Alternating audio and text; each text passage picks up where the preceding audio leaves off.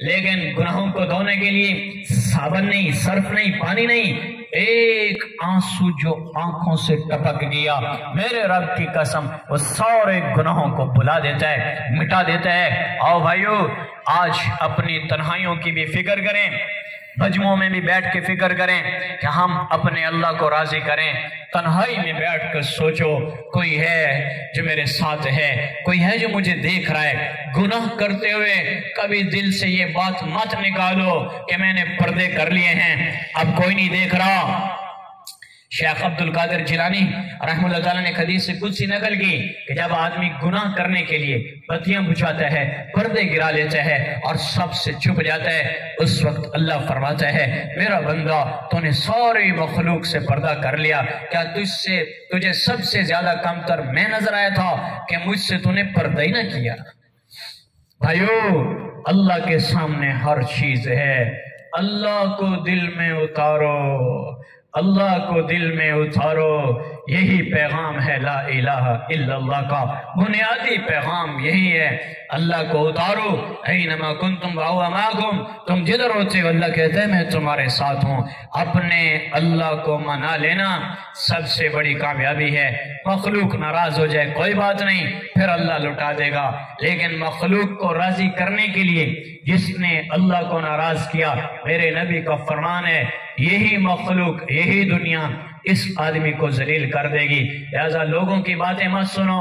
کوئی کہے گا مولوی بن گیا ہے، چہرے پہ داڑھی رکھ لی ہے، سر پہ پگڑی آ گئی ہے، عورت پردے میں چھپ گئی ہے، تسبیح پڑھتی ہے، نماز پڑھتی ہے، تہجد میں پڑھتی ہے، بڑی نیک بن گئی ہے، عورتیں باتیں کریں گے۔ نہیں نہیں، ان کی باتوں سے کوئی اثر نہ لو، اللہ کو محسوس کرو، اللہ کو محسوس کرو، اور ان باتوں کے بعد اگر یہ مخلوق ناراض ہوتی ہے تو ہو جائے، اللہ کو ناراض نہ کرو۔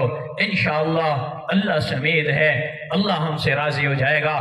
چند دن زندگی ہے، پتہ نہیں کس گلی میں زندگی کی شام ہو جائے اور یہ چراغ آنکھوں کے بجھ جائیں اور ہم اللہ کے پاس پہنچ جائیں، تو اللہ کے پاس جانا ہی ہے تو کچھ بن سنور کے جائیں، اس حال میں جائیں کہ اللہ کو پسند آئیں، اللہ کے رسول کو پسند آئیں۔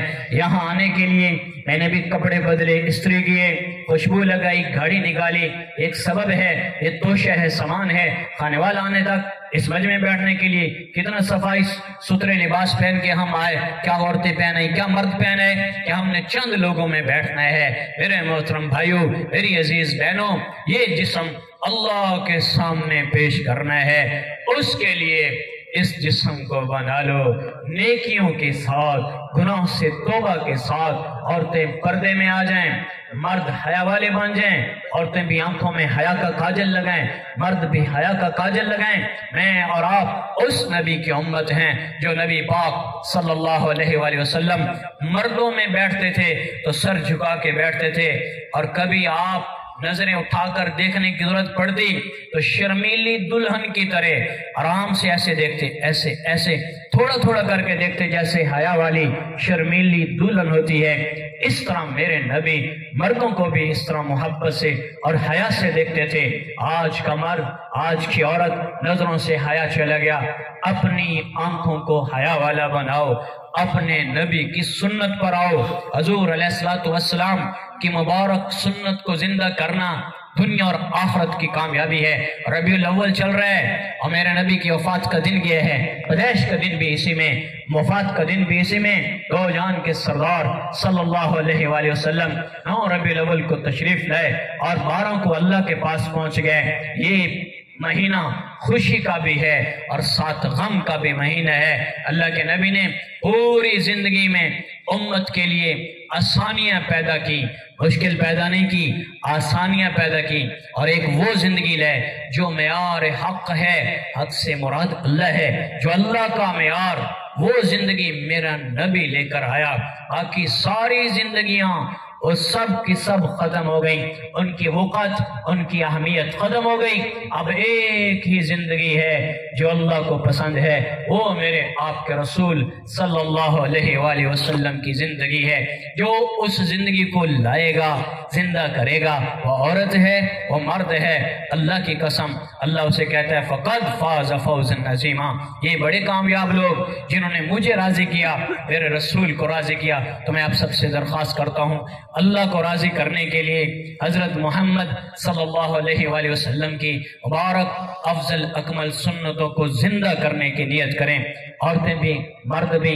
عورتیں گھروں میں سنت زندہ کریں, مرد اپنے جسم پر, اپنے معاشرے میں, اپنی تجارت میں, اپنے اپنے شعبے میں جہاں جو کام کرتا ہے ہر شعبے میں میرے نبی کی سنت موجود ہے. ایک سنت ہی ہے جو اللہ کو پوری کائنات سے عزیز ہے اور کچھ عزیز کوئی نہیں. سنتوں کو زندہ کرو, اچھے اخلاق بناؤ, اپنا زبان کا بول میٹھا کرو, اس بول کو نمکین ہونے سے بچاؤ کہ میری آپ کی زبان کہیں کوبرا اور زہریلا سانپ تو نہیں بن چکی. ایسی بناؤ کہ شہد نکلے, محبت پھوٹے, محبت کا پیغام ہو.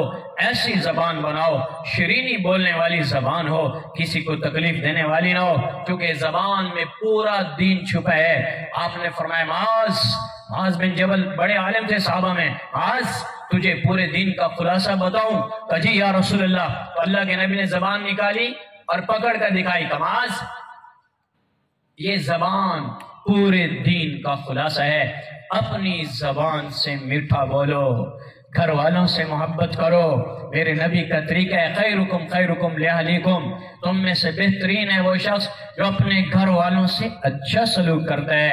انا خیرکم لأہلی, اور میں اپنے گھر والوں میں سب سے اچھا سلوک کرنے والا ہوں. تو امت کو بھی سبق دیا کہ گھر والوں کے ساتھ محبت سے پیش آنا ہے. یہ شوہر کے لیے میرے نبی نے فرمایا کوئی عورت اگر اللہ کو سجدہ جائز ہوتا تو میں عورت کو حکم دیتا کہ وہ اپنے شوہر کو سجدہ کرے, لیکن اللہ کے سوا کسی کو سجدہ کوئی نہیں. یہ شوہر کی اہمیت بیان کی. ایک عورت آئی, یا رسول اللہ میں اپنے شوہر کا حق کیسے ادا کروں؟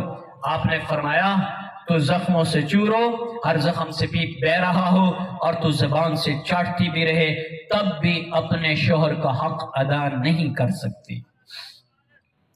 مردوں کو فرمایا بیویوں سے محبت کرو, بیویوں سے محبت کرو.